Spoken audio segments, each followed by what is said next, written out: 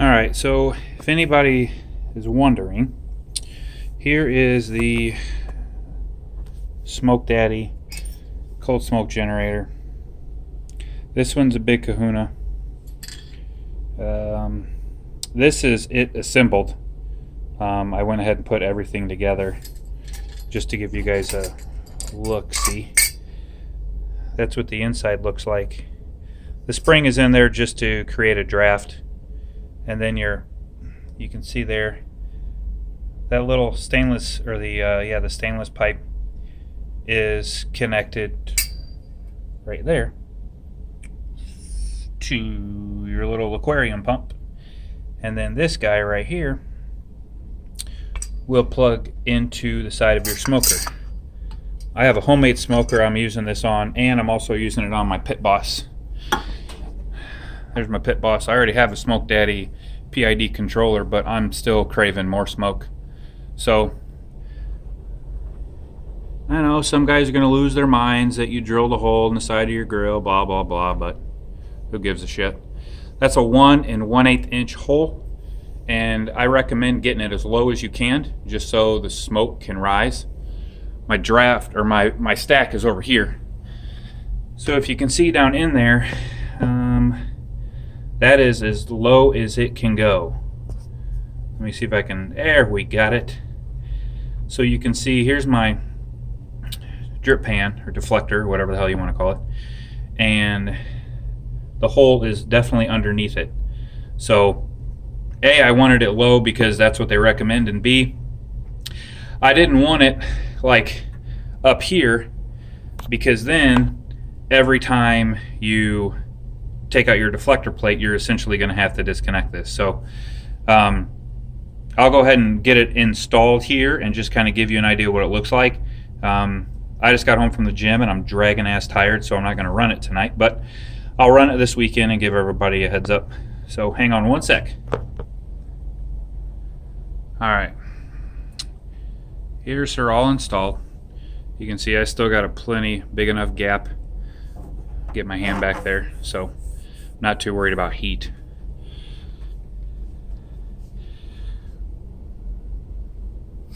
It's got lock washers on it, so it ain't going anywhere. And then I'll turn my flash on. And then that is it. Yeah, I know the inside of my smoker's dirty, so don't bust my balls about that. But then that's it right there. Hang on one second, I'll put in the deflector plate, kind of show you what it looks like with that in there. And that's it.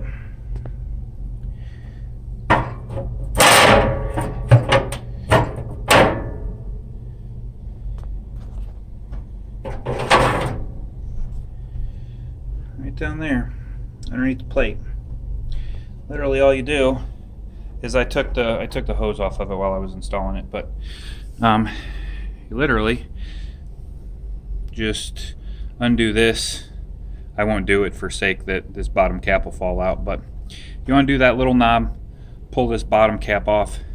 There's a screen, that screen right down there. Take a blowtorch and come up from the bottom. I usually put a couple chunks of charcoal down there broken up, and then, I mean, this thing's, shit, I don't know, probably 10, 12 inches maybe. They said it'll hold 3.5 cups. They recommend not using complete pellets because they said it can kind of bind up in there. This is the second one I have. In my other one, I use a combo of wood chips, and then I sprinkle some lumberjack pellets in there. And literally, you just put your lid back on, and this little guy's got an adjustable. You can go faster, you can go slower, depending on how much smoke production you want. But it's not cheap. This thing's like, I got a deal kind of worked out with Dennis for some advertising at competitions. I think it sells for like 130, 140 bucks. But the nice thing about it is, like, I have a wood shed that I built just specifically for fish, and cheese, and there's no heating element, there's no nothing on it. It's literally a wood cabinet, sealed, and this is all I have for it. And this thing produces immense amounts of smoke, so much so that I would definitely recommend adjusting your pump, just because and kind of like anything, even like their pit bosses, when you first start them up, they kind of smoke like a son of a bitch. This thing's the same exact way. Once you get it going, I always leave my cap off of it for about the first, I don't know, 5 minutes or so, just to make sure it really gets going. And then I'll cap it off. And I usually keep my control on my little pump motor or pump fan. I usually keep it about 50%. And I have 2 Lang comp stick burners. And trust me, those bitches put out some seriously good barbecue. But I had a blind taste test on not this grill, but another one of my pellets. And I had a taste test between a brisket done on that and a brisket done on my Lang comp smoker. And they literally couldn't tell the difference on which one I cooked them with. And this is an electric pellet smoker. So it's not for everybody, but it is for some people. I've had a few buddies get them for their Traegers, and then the one complaint I always hear about pellet grills is sometimes you lose a little bit of that smoke flavor. And with this bad boy on there, you ain't gonna lose any smoke flavor, trust me. Again, it's a little pricey, and I wish it was a little bit less, but I mean, it's machined, it's top quality shit. You're not dealing with some like charbroil, like tin metal. It's made here in the States. It's really good shit, and it's owned by a small company up in Chicago. Dennis and the guys up there are great to work with, but I highly recommend it. If you're looking at something, you can see here I got a maize tray somewhere around here in my plethora. Oh, here I got another smoke tube over here. I got a little fan that I use to keep my tubes going. I mean, I got smoke tubes everywhere, and eventually I just got tired of fucking with them. They're just a pain in the ass, and microwave your pellets and light it, and half the time mine would go out or whatever the hell. I was just literally tired of messing with it.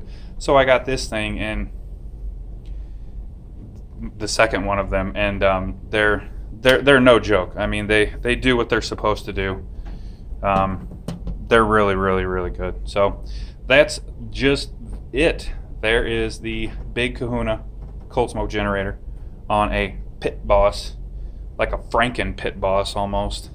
About the only thing Pit Boss on this thing is the outside skin of it. Everything else is Smoke Daddy.